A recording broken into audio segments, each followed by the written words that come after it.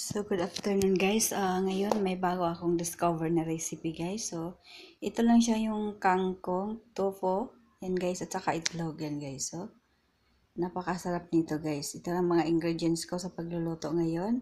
Isang sibuyas. So, 3 cloves ng bawang guys, at saka isang kamatis. Ayan. So, kangkong isang tali siya guys. Saka itlog 2. Ayan siya guys. So, yung itlog ilagay natin sa kanin para tipid sa gas guys. So, habang nagsasaing, ibababaw natin yung kanin. O yung kanin. Yung itlog pala guys. Ayan. So, ayan siya guys. Takpan lang natin. Yan. So, ngayon guys, magpiprito na tayo ng tofu or tokwa. Ayan guys, pipituhin natin. I-cubes lang natin siya sa pag-slice. So, bali yung tofu ko guys, 2 piraso lang. Ayan siya. Kasi 2 lang kaming kakain. Ayan, kaya, yun. 2 lang. So, magpiprito na tayo guys. Ayan. So, igigisa naman natin ngayon siya guys. Ayan na. Magpainit tayo ng kawali. Lagyan natin ng mantika at saka bawang guys. Ayan. So, isunod na rin natin yung ating sibuyas at saka kamatis. Halo-haloin lang siya guys. Ayan, halo-haloin lang siya hanggang mahilo na siya guys. Ayan. So, nakita pa pala yung basura ko guys. Ayan guys. So, ayan. Yung tangkay ng kangkong guys, yung steam, ayan. Ni-slice ko siya para masarap din yun guys. So, iununa ko pag-isa yung kangkong na, yung steam ng kangkong guys. Ayan. So, para medyo matigas kasi siya para mauna siya maluto. Ayan guys, halo-haloin lang natin siya ng bahagya.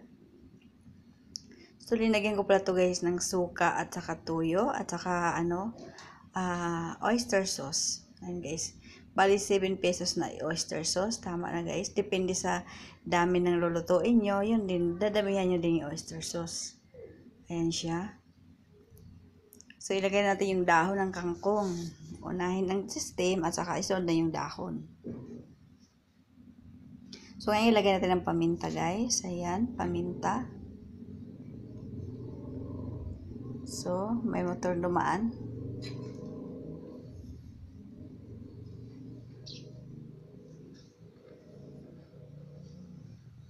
So, ilagay natin yung tofu at saka itlog. Ayan guys. Ayan na guys, tofu at itlog. Yan.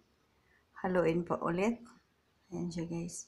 So, may soy sauce na yun guys. At saka sukang konti. So, hindi ko na ito linagyan ng bitchin guys. So, oyster sauce na lang guys. So, promise guys, ay 100% guys, masarap siya. Yan, yung 2 itlog. Itlog na boiled egg guys. Ayan, ayan na guys. May oyster sauce na yan siya guys. So, depende kung ano kadami ng lulutuin nyo. Depende rin sa soy sauce na ilalagay nyo guys. Basta yan lang ang recipe. Ang recipe ko, yung ingredients ko. Isang cloves ng bawang, 3 pala. Isang sibuyas, isang kamatis. Ayun guys. Isang ng paminta, isang plastic na tigpiso. Ayan guys. So, konting tubig guys. Lagyan mo ng konting tubig para hindi siya tuyo. So, mga kalahati lang tasa ng tubig. Gusto nyo maraming sabaw yung gulay nyo. So, masustansya guys. Tipid na masustansya pa guys. So, lagi lang kasi kami ng isda. Walang gulay-gulay. Ayan, try ko naman to guys. So, ayan guys.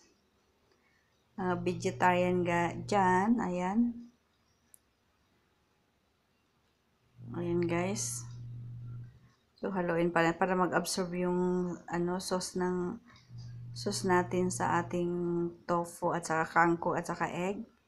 Haluin mo lang ng bahagya guys. Ayan. So, ayan guys, kainan na tayo guys. Happy tummy. Yan.